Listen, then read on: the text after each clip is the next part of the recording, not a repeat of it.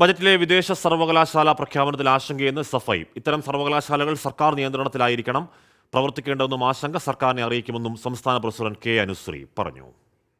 മേൽ സർക്കാരിനൊരു നിയന്ത്രിക്കാനുള്ളൊരു അവകാശം അല്ലെങ്കിൽ ആ തരത്തിൽ നിയന്ത്രണ അധികാരം ഉണ്ടാവണം. തീർച്ചയായിട്ടും ഈ ഓട്ടോണമിക് കോളേജൊക്കെ വന്ന സമയത്ത് ഉണ്ടായതുപോലെ സ്വതന്ത്രമായിട്ട് അത് വിദ്യാർത്ഥികൾ വിവേചനം ഉണ്ടാക്കാൻ അല്ലെങ്കിൽ അതിനൊരു കണക്കും കാര്യമില്ലാതെ നിയന്ത്രിക്കാതെ അത് സംസ്ഥാനത്തേക്ക് നടപ്പിലാക്കുന്നതുമായി ബന്ധപ്പെട്ടൊരു ആശങ്കയുണ്ട്. അത് ഇന്നലത്തെ സർക്കാരുമായി ബന്ധപ്പെട്ട് ബഡ്ജറ്റുമായി ബന്ധപ്പെട്ട് കുറച്ചുകൂടി ഞങ്ങളുടെ ആശങ്ക അകറ്റുന്നതാണ്. കാരണം സർക്കാർ അതിൻ്റെ അകത്തൊരു നിയന്ത്രണം വെക്കും എന്ന് തന്നെയാണ് പ്രതീക്ഷ. അല്ലെങ്കിൽ ഞങ്ങൾക്ക് വലിയ ആശങ്കയുണ്ട്. സ്വകാര്യ സർവകലാശാല കടന്നു വരുന്നതുമായി ബന്ധപ്പെട്ട് വലിയ ആശങ്കയുണ്ട്. പക്ഷേ ഈ പറഞ്ഞതുപോലെ അത് നടപ്പിലാക്കുമ്പോൾ സർക്കാർ അതിനകത്ത് കൃത്യമായിട്ടുള്ള ഒരു നിയന്ത്രണം നടപ്പിലാക്കണമെന്ന് ഞങ്ങൾ ആവശ്യപ്പെടും.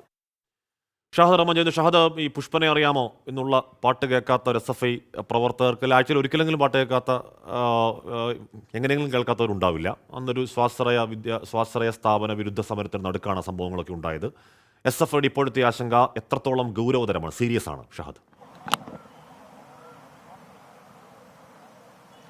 ഹാഷ്മി, പ്രധാനമായിട്ടും ഇന്നലെയാണ് സംസ്ഥാന ബഡ്ജറ്റ് പ്രഖ്യാപിച്ചിട്ടുണ്ടായിരുന്നത്. അതിലാണ് ഇത്തരത്തിൽ ഈ വിദേശ വിദ്യാഭ്യാസ നയം അല്ലെങ്കിൽ വിദേശ സർവകലാശാലകളെ സംസ്ഥാനത്തേക്ക് ക്ഷണിക്കുന്നു എന്നതടക്കമുള്ള കാര്യങ്ങൾ ധനമന്ത്രി പറഞ്ഞിട്ടുണ്ടായിരുന്നത്.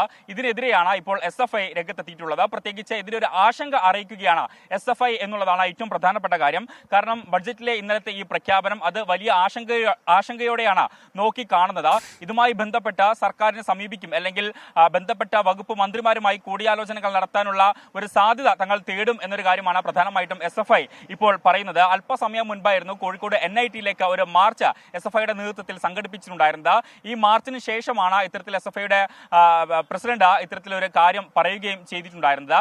ഇതുമായി ബന്ധപ്പെട്ട് വലിയ രീതിയിലുള്ള ആശങ്കയുണ്ട് എന്ന് ഇപ്പോൾ ഇന്ന് പറയുന്നു. അതോടൊപ്പം തന്നെ ഇതുമായി ബന്ധപ്പെട്ടുള്ള ചർച്ചകൾ നടത്തണം എന്നൊരു കാര്യവും പറയുന്നുണ്ട്.